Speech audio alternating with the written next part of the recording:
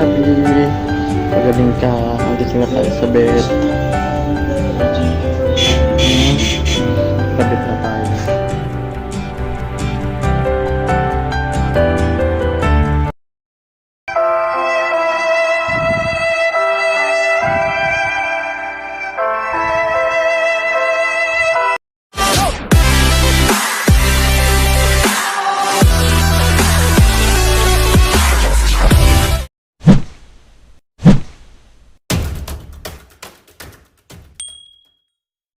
Hi guys! Welcome back to my YouTube channel and it's me again, Jan. So kung bago ka pa lang guys dito sa aking YouTube channel, click mo na yung subscribes at huwag mo rin kalimutan i-hit ang notification bell guys para lagi kang updated every time na mag-upload ako ng panibagong video dito sa aking YouTube channel. For today's video guys nga, i-share ko sa inyo kung ano ba yung alternative na pwede nyo pang gamitin pang tanggal ng galis or mga katikate sa katawan ng dogs nyo.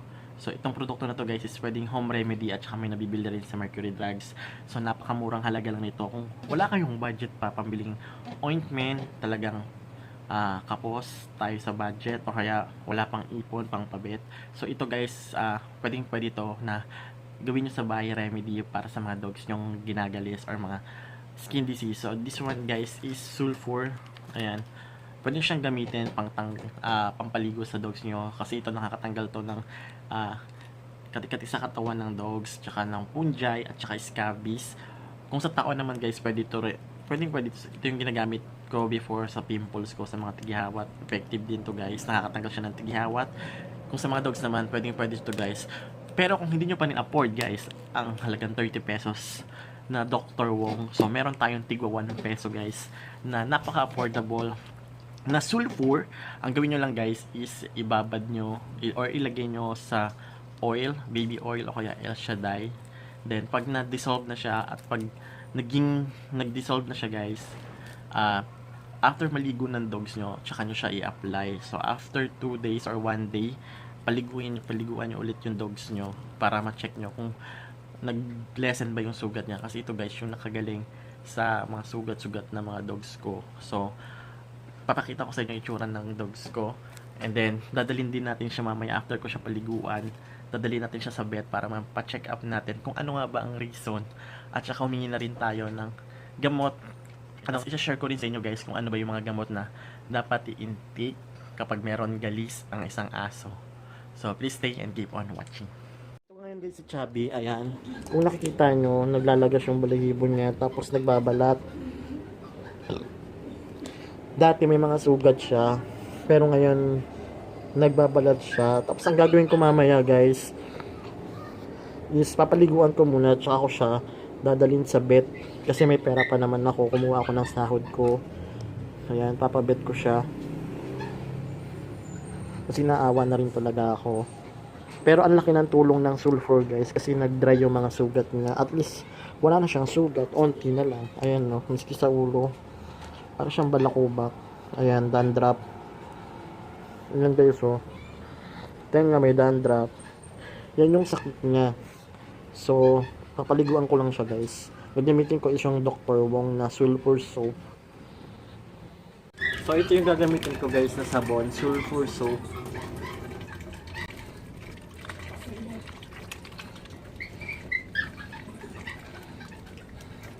Okay, ito lang dadalhin ko. So, doon kami magkakabet guys. Nandito na kami sa may 7-Eleven.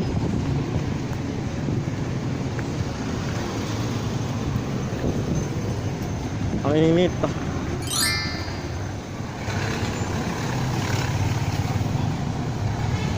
Baliktad yung camera ko. Ang hirap pa tumawid.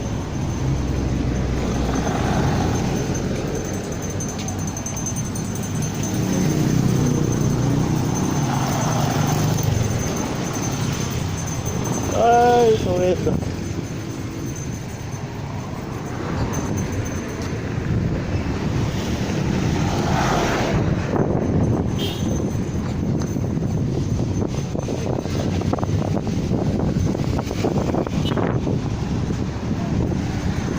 yung vet. Dito kayo nga pa vet.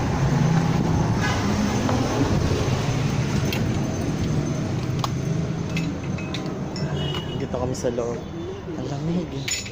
Andito na kami guys sa loob ng vet. Tao po.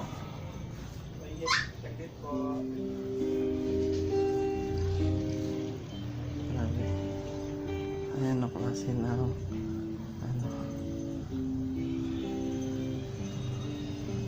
termites.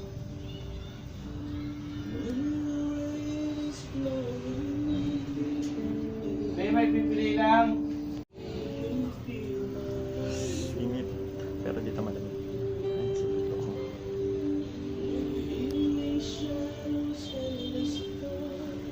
Hello, Chubby. Pagaling ka.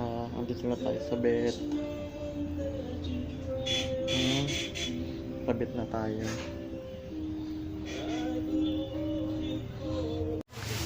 You should try it too. Highlands Rose Corner. 65 pesos only. Uy, girls, huwag na matiis sa uncomfortable na pad. Gagawin ko is papa-grooming ko siya, tapos papa-treatment ko yung balat niya. Yun yung papagawa sa kanya. Isa lang namin.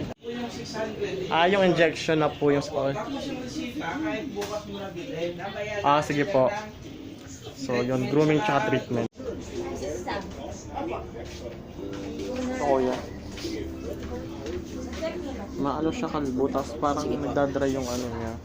Abusin natin para mga ano Lahat. magalin ng gamot. Ito na sa Chubby guys, kasi pinakalbo ko siya. Ayan. Diyan ka lang. Diyan. Wow. Tapos maglalagay ako sa mata niya ng ano guys, gentamicin sulfate. Ayan. So, binili ko to sa veterinarya. Sa vet. Yan. Para sa eyes niya. So, magaling na yung mga sugat-sugat niya, mga peklat-peklat na lang siya guys. Kung nakikita nyo. Because of sulfate guys, natuyo yung mga sugat niya. Ayan.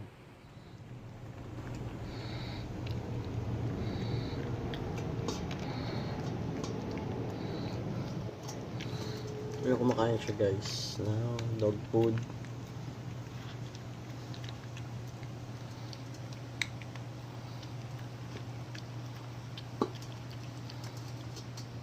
Sarap, Chubby.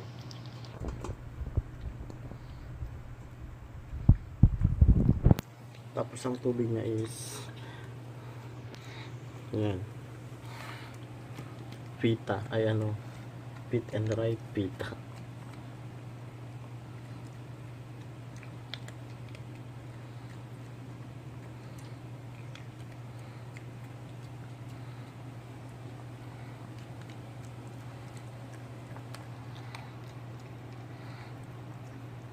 So, yun guys. Nagpunta nga kami sa vet. And then, nakuha ko na rin si Chubby. So, ang binayaran ko guys sa vet is 600 para sa injectable na gamot para sa galis niya. At saka, pinag-groom ko siya, pinakalabo ko siya para lahat ng balahibong tutubo sa kanya is bago. At saka, ma-monitor ko rin kung saan may galis na. Kung if ever may tutubo pang mga sugat, ma-monitor ko kung saan pa yung kailangan lagyan ng sulfur. Kasi yung sulfur guys is napaka-effective. Ang dali niyang makatuyo ng galis. Basta wag lang malilit na mga dogs nyo. So, bilhan nyo sila ng cone para mas safe. Yan. And tsaka, may binigay rin sa aking reseta si Doc. And so, ang kailangan kong bilhin at ipainom, Puppy Doxy Syrup. Meron na akong ano ito muna yung mga kailangan bilhin guys. Puppy Doxy Syrups, Emerflex Syrup, tsaka Sobel Hex Shampoo. So, yon, pina-quotation ko kung magkano ba yung gagastusin ko. Nasa 1,000 rin guys. So, kung gumastos ako ng 1,1 plus ito pa, so 380 para sa puppy, 350 para sa Emerflex Syrup, tsaka 495 para sa shampoo niya ng kailangan gamitin. Meron naman akong Madre de Cacao, so hindi ko na siguro kailangan tong Sobehex. At saka, meron naman akong vitamins din dito, na halos same lang din ng puppy. So, ito yung i-reseta rin sa inyo kung pagbibili kayo na ay magpapa-check up kayo.